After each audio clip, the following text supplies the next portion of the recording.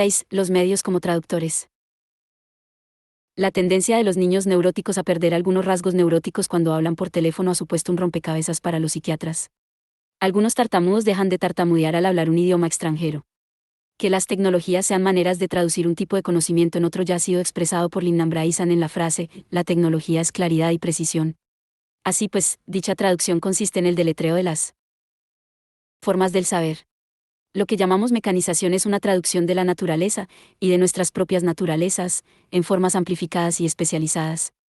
De ahí que la ocurrencia en Finnegan's Wake, lo que el ave hizo ayer, lo hará el hombre el año que viene, resulte ser una observación estrictamente literal del curso de la tecnología. El poder de la tecnología, como dependiendo de una Siri soltar alternativamente para ampliar su radio de acción, se ha equiparado a la capacidad de los grandes monos arborícolas en comparación con los que viven en el suelo. Elias Canet hizo la correcta asociación entre ese poder de los monos superiores para Siri soltar y la estrategia de los especuladores en la bolsa. Todo ello ha quedado condensado en la variante popular de la cita de Robert Browning: lo alcanzable tiene que ser mayor que la mano del hombre, sino, que es una metáfora, todos los medios son metáforas activas por su poder de traducir la experiencia en nuevas formas. El habla fue la primera tecnología con la que el hombre pudo soltar su entorno para volver a decirlo de una manera nueva. Las palabras son una especie de recuperación de la información que puede abarcar con gran velocidad todo el entorno y el saber. Las palabras son complejos sistemas de metáforas y símbolos que traducen la experiencia en nuestros sentidos pronunciados o exteriorizados. Son una tecnología de lo explícito. Mediante la traducción de las experiencias sensoriales inmediatas en símbolos vocales, puede evocarse y recuperarse el mundo entero en cualquier momento. En esta edad eléctrica, cada vez más, nos vemos traducidos en forma de información al mismo tiempo que nos acercamos a la extensión tecnológica de la conciencia. Esto es lo que queremos expresar al decir que cada día sabemos más sobre el ser humano. Lo que queremos decir es que, cada vez más, podemos traducirnos en otras formas de expresión que nos superan. El hombre es una forma de expresión de la que tradicionalmente se espera que se repita a sí misma y a las alabanzas de su creador. La oración, dijo George Herbert, es un trueno al revés. Con la traducción verbal, el hombre tiene el poder de reverberar el trueno divino. Al situar el cuerpo físico dentro del sistema nervioso extendido con los medios eléctricos, hemos desencadenado una dinámica por la cual todas las tecnologías anteriores, que no son sino meras extensiones de las manos, de los pies, de los dientes y de la termorregulación, todas ellas, ciudades incluidas, extensiones de nuestro cuerpo, serán traducidas en sistemas de información. La tecnología electromagnética exige del hombre una docilidad extrema y la quietud de la meditación, como corresponde a un organismo cuyo cerebro está fuera de su cráneo y cuyos nervios están por fuera de su piel. El hombre debe servir a su tecnología eléctrica con la misma fidelidad de servomecanismo con la que sirvió a la piragua, la canoa, la tipografía o cualquier otra extensión de sus órganos físicos. Pero con la diferencia de que las otras tecnologías eran parciales y fragmentarias mientras que lo eléctrico es total e inclusivo. Un consenso o conciencia externos resultan ahora tan necesarios como la conciencia individual. No obstante, con los nuevos medios, todo puede ser almacenado y transferido. En cuanto a la velocidad, no hay problemas. No cabe más aceleración de este lado de la barrera de la luz. Así como casi cualquier cosa puede servir de combustible, de materias primas o de materiales de construcción cuando aumentan los niveles de información de la física y de la química, con la tecnología eléctrica puede invocarse la aparición de todos los bienes tangibles, con circuitos de información ordenados según los patrones orgánicos que llamamos automatización y recuperación de la información. Con la tecnología eléctrica, toda la actividad humana se convierte en aprender y conocer. En términos de lo que todavía consideramos economía, palabra griega que se refería a una unidad familiar, significa que todos los tipos de empleo se convierten en aprendizaje remunerado y que todos los tipos de riqueza resultan de movimientos de información. El problema de encontrar ocupación o empleo puede resultar tan difícil como fácil resulta enriquecerse. Durante mucho tiempo, hemos llamado ciencias aplicadas a la larga revolución por la cual el hombre intenta traducir la naturaleza en arte. Aplicado significa traducido o transferido de un tipo de material a otro. A quienes estén dispuestos a considerar el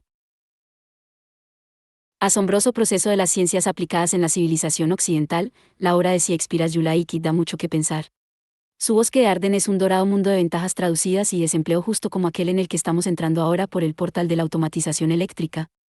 No supera lo que cabía esperar de Shakespeare el que entendiera el Bosque de Arden como un modelo adelantado de la edad de la automatización, en la que todo puede transformarse en cualquier cosa que se desee. Y así nuestra vida, lejos de los lugares frecuentados, encuentra lenguas en los árboles, libros en los arroyos, sermones en las piedras y bien en todas las cosas. No lo cambiaría por nada. Amiens, feliz es su gracia, que puede traducir el empecinamiento de la fortuna en tan apacible y placentero estilo. As You Like It, 2, y 15 a 21. Shakespeare habla de un mundo en el que uno puede remodelar, programándolos por así decir, los materiales del mundo natural en varios niveles e intensidades de estilo. En la actualidad, estamos a punto de hacerlo a gran escala con la electrónica. He aquí un retrato de la Edad de Oro como una época de metamorfosis completas, o de traducción de la naturaleza en arte humano, fácilmente asequible en la Edad Eléctrica. El poeta Stéphane Mallarmé pensó que el mundo existe para acabar en un libro.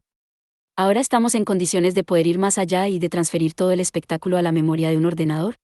Porque el hombre, como señala Julian Huxley, posee un aparato de transmisión y transformación basado en su poder de almacenar la experiencia. Y esta capacidad para almacenar, por ejemplo en el lenguaje mismo, es también un modo de transformación de la experiencia. Y esas perlas que eran sus ojos. Nuestro dilema puede volverse como el del radioyente que llamó a la emisora, ¿es la emisora que da el doble de partes meteorológicos? Pues, ciérrela, me estoy ahogando. O bien podríamos volver al estado del hombre tribal, cuyas ciencias aplicadas son los rituales mágicos. En lugar de traducir la naturaleza en arte, el nativo no alfabetizado procura conferir energía espiritual a la naturaleza.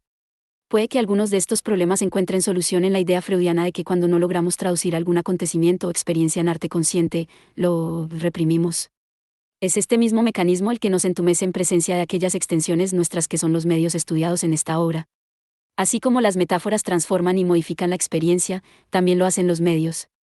Cuando decirnos, me lo tomo como un pase por mal tiempo, 17, trasladamos una invitación social al terreno deportivo, intensificando la actitud convencional.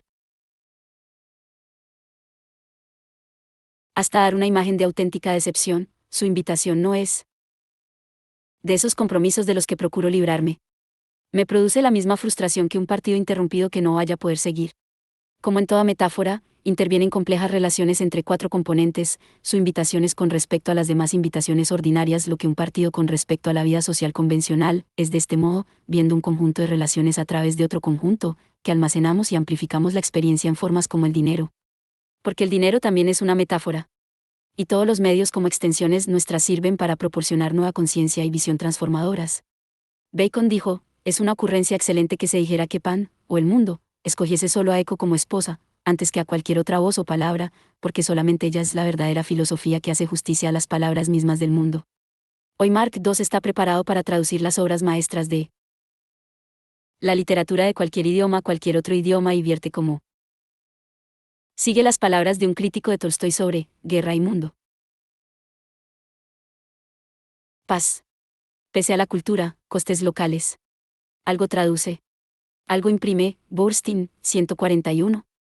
La palabra, captan, o percibir, apunta al proceso de obtener algo a través de otra cosa, de manejar y sentir muchas facetas a la vez, y con más de un sentido a la vez.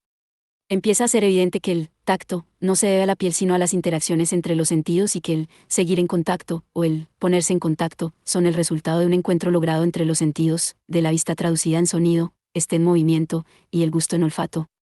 Durante muchos siglos se creyó que el sentido común era aquella peculiar capacidad humana de verter la experiencia de un solo sentido en todos los sentidos, presentando continuamente a la mente el resultado en forma de imagen unificada. De hecho, esta imagen de unificada proporción entre los sentidos fue considerada durante mucho tiempo como señal de racionalidad y fácilmente podría volver a hacerlo en la edad de los ordenadores. Porque ahora se puede programar una proporción entre los sentidos muy parecida a la condición de conciencia. Sin embargo, esta condición necesariamente habrá de ser una extensión de la propia conciencia, así como la rueda es una extensión de los pies en rotación. Después de haber extendido, o traducido, el sistema nervioso central en tecnología electromagnética, una fase posterior podría ser el verter también la conciencia en el mundo del ordenador. Entonces, por fin, podremos programar la conciencia de tal modo que no podrá ser entumecida ni distraída por las ilusiones narcisistas del mundo del espectáculo, que acosan al hombre cuando está extendido en sus propios artefactos. Si la obra de la ciudad consiste en rehacer o transformar al hombre en una forma más conveniente que la que lograron sus antepasados nómadas, entonces, la actual transformación de toda nuestra vida en la forma espiritual de la información no estaría convirtiendo el globo entero, y a la familia humana, en una única conciencia. 7. Desafío y colapso.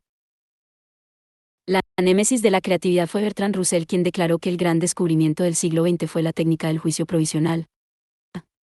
N. Whitehead, por su parte, explica que el mayor descubrimiento del siglo XIX fue el de la técnica de descubrir. Es decir, la técnica con la cual se empieza desde la cosa por descubrir y se remonta, paso a paso, como en una cadena de montaje, hasta el punto en que es necesario empezar para alcanzar el objeto deseado. En el arte, se refiere a empezar por el efecto de inventar luego un poema, cuadro o edificio que tenga precisamente ese efecto y ningún otro. Pero la técnica del juicio provisional va más lejos todavía. Prevé los efectos de una infancia infeliz en el adulto, por ejemplo, y contrarresta dichos efectos antes de que se den. En psiquiatría, es la técnica de la permisividad total extendida como un anestésico para la mente, mientras son sistemáticamente eliminadas otras varias adhesiones y efectos morales de unos juicios falsos. Esto es algo muy distinto del efecto embotador, o narcótico, de una nueva tecnología que adormece la atención cuando esta nueva forma cierra de golpe las puertas del juicio y de la percepción. Hace falta una cirugía social masiva para insertar una nueva tecnología en la mente del grupo, y esto se consigue con el dispositivo incorporado de entumecimiento descrito anteriormente. La técnica del juicio provisional brinda la posibilidad de rechazar el narcótico o de aplazar indefinidamente la operación de inserción de la nueva tecnología en la psique social. Se está preparando una nueva estasis. Con Depnicistis Conception NF Nature, Werner Heisenberg es un ejemplo del nuevo físico cuántico cuya conciencia global de las formas le sugiere que haría bien en mantenerse alejado de la mayoría de ellas. Añade que los cambios técnicos modifican no solo los hábitos cotidianos, sino también los patrones de pensamiento y valoración, y cita con aprobación el sabio chino.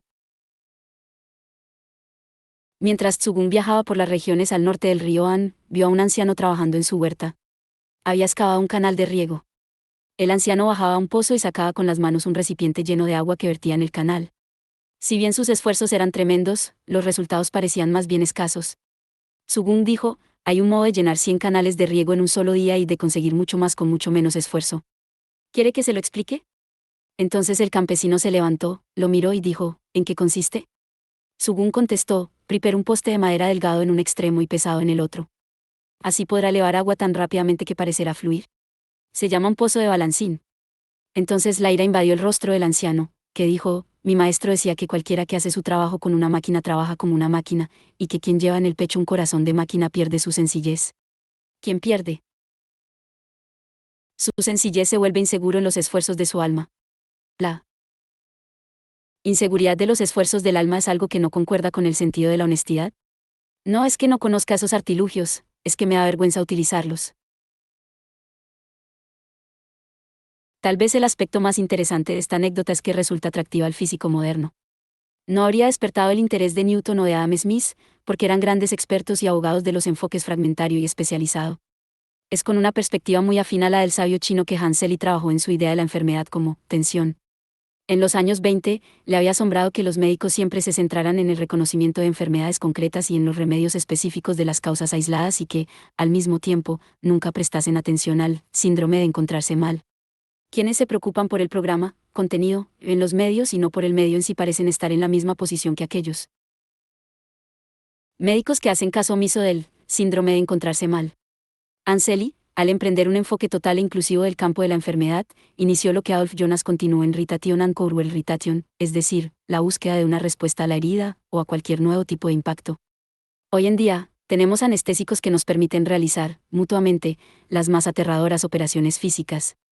Los nuevos medios y tecnologías con los que nos amplificamos y extendemos constituyen una inmensa operación quirúrgica practicada en el cuerpo social con absoluto desprecio de los antisépticos.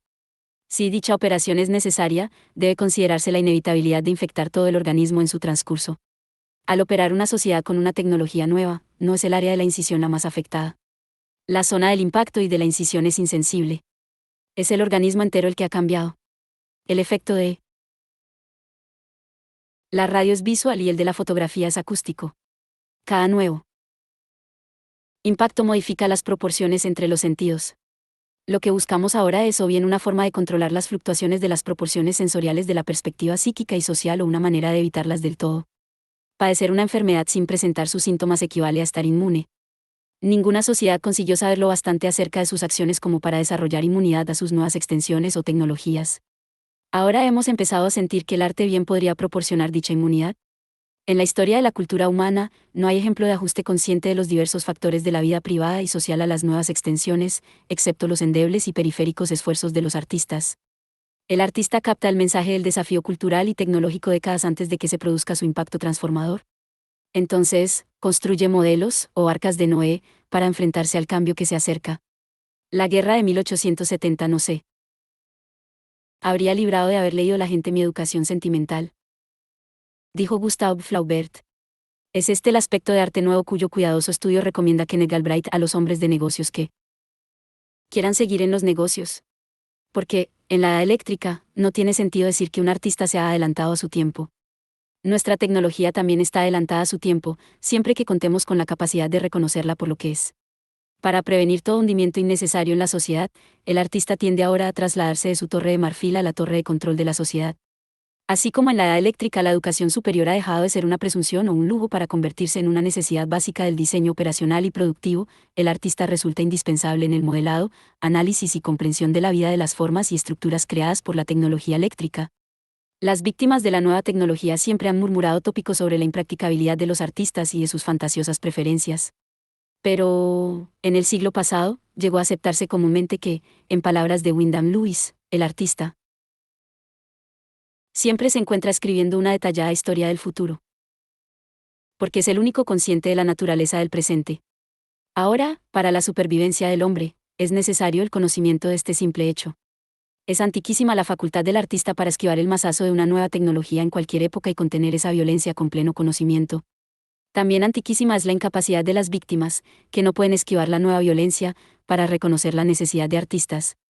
Premiar y hacer famosos a los artistas también puede ser una manera de hacer caso omiso de su labor profética y de prevenir la aplicación precisa de esta a la supervivencia. El artista es aquel que, en cualquier campo, científico o humanístico, capta las implicaciones de sus acciones y de los nuevos conocimientos de su tiempo. Es un hombre de conciencia integral. El artista puede corregir las proporciones de los sentidos antes de que el golpe de una nueva tecnología haya entumecido los procedimientos conscientes. Puede corregirlos antes de que empiecen el entumecimiento, la inseguridad subliminal y la reacción. Si esto es cierto, ¿cómo podría presentarse la cuestión a los que están en condiciones de poder hacer algo al respecto?